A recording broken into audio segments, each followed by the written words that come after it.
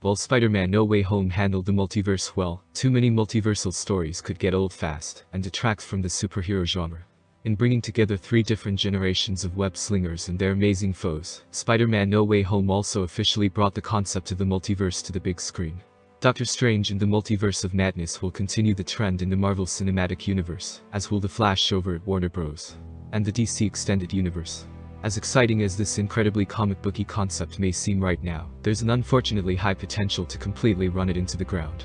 Not only can the multiverse shtick become dry fast, but it could also make viewers care more about other realities than the main MCU or DCEU.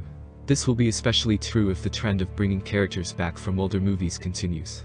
Here's how the multiverse is set to be explored further, and how it could blow up in the faces of both Marvel and DC. As mentioned, Multiverse of Madness will have Doctor Strange encountering Marvel characters from different timelines and realities, including an evil version of himself. There are ample rumors about the film, no doubt jumping off of the nostalgia hype in No Way Home, that suggest actors from non-MCU Marvel movies will reprise their roles. These include Eric Bana playing his version of the Hulk, as well as Patrick Stewart and Hugh Jackman, potentially coming back as Professor X and Wolverine. Other rumors involve the MCU's Fantastic Four, and maybe from another universe. Early reports about the third Venom movie over at Sony suggest that it will also explore the multiverse, and that this may be how the Lethal Protector finally goes up against Spider-Man, be it the Andrew Garfield version or some other wall crawler. Likewise, over at DC and Warner Bros. The long-awaited Flash movie will feature another universe's Supergirl, as well as Michael Keaton's Batman, who is apparently replacing the Ben Affleck version via Climactic Reckons.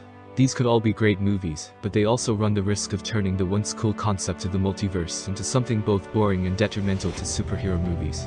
Outside of the rumored plot of Venom 3, little of what's been discussed about these multiverse movies has anything to do with their respective characters' mythologies. Thus, the multiverse, and by extension, the characters and cameos that it can bring, becomes the primary draw and not the actual main character involved.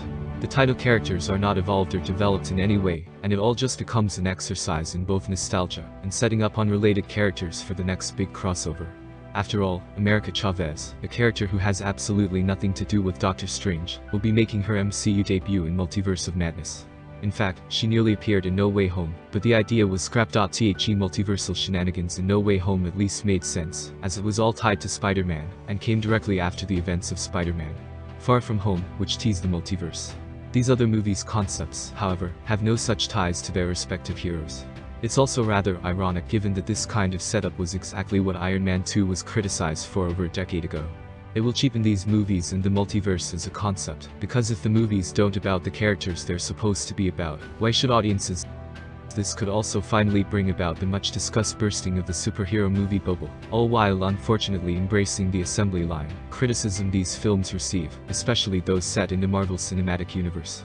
Hopefully, things won't get to that point for the genre, but it definitely could if the MCU and DCEU don't put a lid on their new favorite pet concept. Well, I hope you guys liked the video. If so, then please like the video and press the subscribe button for more updates.